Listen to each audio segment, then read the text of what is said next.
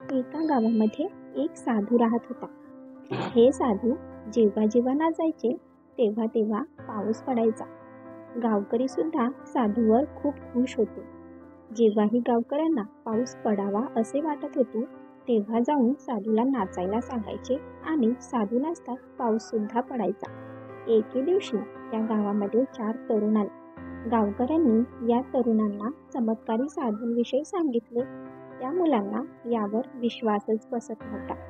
त्यानंतर गावकरी त्या मुलांना घेऊन साधूकडे गेले. साधू समोरही मुलांनी हे अशक्य असल्याचे सांगितले. मुले म्हणाले, आज आम्ही नाचतो, आमच्या नाचण्याने पाऊस पडेल. मुलांनी एक एक करून नाचण्यास सुरुवात केली.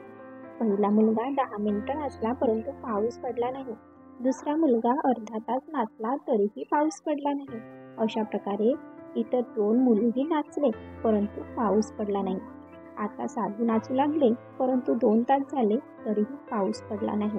अशा प्रकारे साधू नाचत नाचत संध्याकाळ झाली आणि अचानक ढग गरजू लागले आणि थोड्याच वेळात पाऊस पडू लागला. हे पाहून मुले अचंबित झाली.